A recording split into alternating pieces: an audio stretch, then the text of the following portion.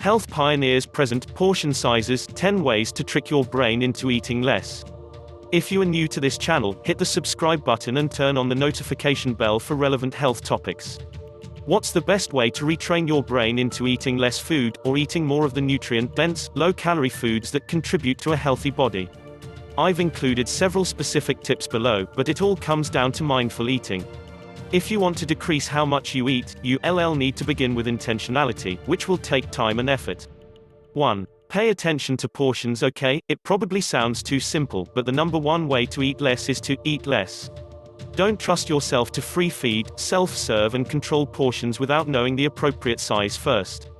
Particularly when making food at home, eating at buffets or continental breakfasts, and when serving your kids, look at packages or do a quick online search for the appropriate serving size. If a serving is 1/3 of a package, don't eat the whole thing. Adults and children will both eat more when more food is in front of them. This is one way your body is pretty bad at self-regulating. And guess what? This is true sometimes even if the food doesn't taste great. 10. Because restaurants can make this very difficult, I suggest starting a meal by using my next tip. 2. Look at the nutrition facts. Restaurants can actually decrease how much diners eat by including the calorie count of each meal on the menu. This impact is most drastic when a daily calorie suggestion, typically 2,000 calories per day, is listed on the menu. People who are already overweight statistically underestimate how many calories are found in larger meals, especially when it comes to fast food, which you should avoid anyway. Don't see it on the menu? Google it. Most major restaurants have nutrition facts available online or can provide it when asked. If a meal where you're eating contains a huge amount of calories, usually, a red flag goes up for me when I see a number over 700 to 800 in one meal. Decide before you start eating to do some portion control. Ask for a to-go box and portion out 1/3 to 1/2 of your meal before you start eating to remove the visual cue of more food. When grocery shopping, reading nutrition fact labels is one major way to not only avoid exceptionally high-calorie foods, but also to make sure you're avoiding the worst ingredients found in many foods. 3. Eat in bright areas. Candlelit dinners might be romantic, but they're also probably more calorie-rich. In one trial, subjects were asked to eat in total darkness. Compared to the group who ate in the light, those in darkness consumed 36% more food, and they had no physical indication that they were more full or shouldn't order dessert. Instead of finding yourself in a dark room in front of your TV, try practicing mindful eating by sitting at a table in the light and focusing on your meal, then doing entertainment later. If you're in a dark restaurant, don't become lax with figuring out the true serving size for what you're eating. 4. Snack thoughtfully. People tend to trust packaging, which is usually not a bad thing. However, a lot of snacks are individually sized, in larger than necessary serving sizes. You'll probably eat more of the same snack if a single serving is increased in size and served in a bigger container. This is due to something called unit bias. Our brains see one individual thing as the same density, even if one is smaller. Offered 5 mini pretzels or 5 normal-sized pretzels, a person will probably eat the entire serving of both, which means people eating the larger pretzels consume more calories. When considering snacks, don't let your brain fool you. Take the time to count out a single serving and avoid eating out of large containers like a chip bag. This leads me to recommend 5. Start meal planning. Putting a single serving of a snack into a snack baggie is a great way to control the portion sizes you consume, but this isn't limited only to snacks. When you take the time to meal plan and prep in bulk, you can much more easily stop yourself from overeating. By meal planning, you can go ahead and clean your plate, like Mom always told you to do. Typically, people decide to finish the entire meal in front of them before taking the first bite. By having meals ready ahead of time, you practice time-delayed eating and reduce the total amount of food you eat. 6. Eat a high-protein snack before going out. Appetizers may not be such a bad idea, after all. When you eat something small before a full meal, you may be able to decrease how much you want to eat when at the main event.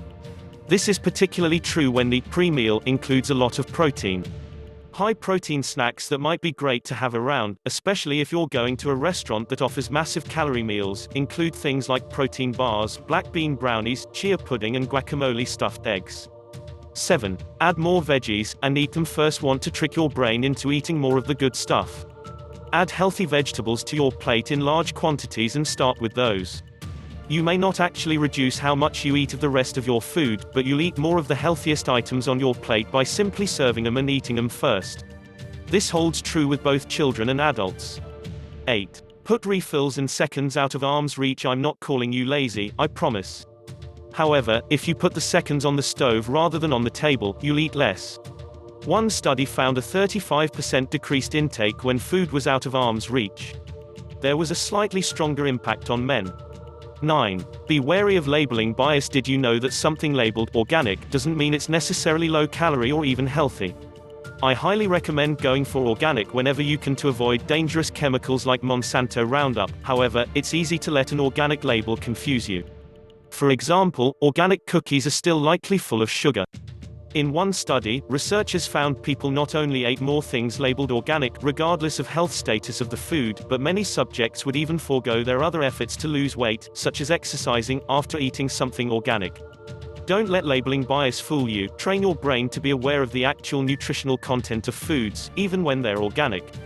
Keep reaping the benefits of exercise and other healthy lifestyle practices, too.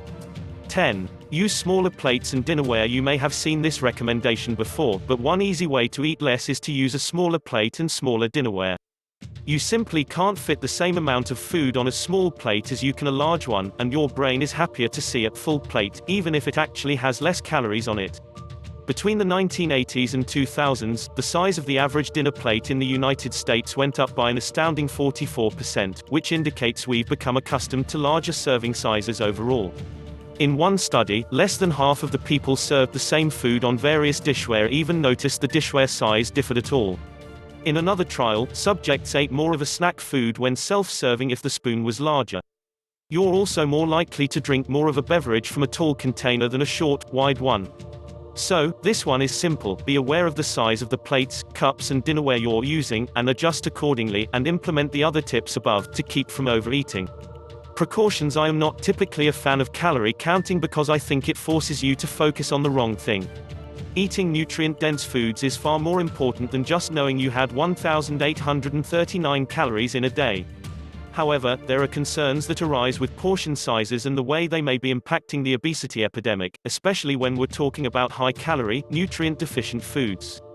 Instead of being calorie-obsessed, your focus should stay on eating the most nutrient-dense foods you can while also being mindful of your intake.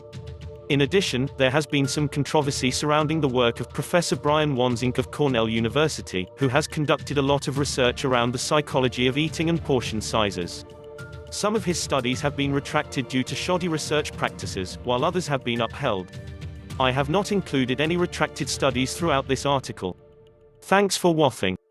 Please like and share this video.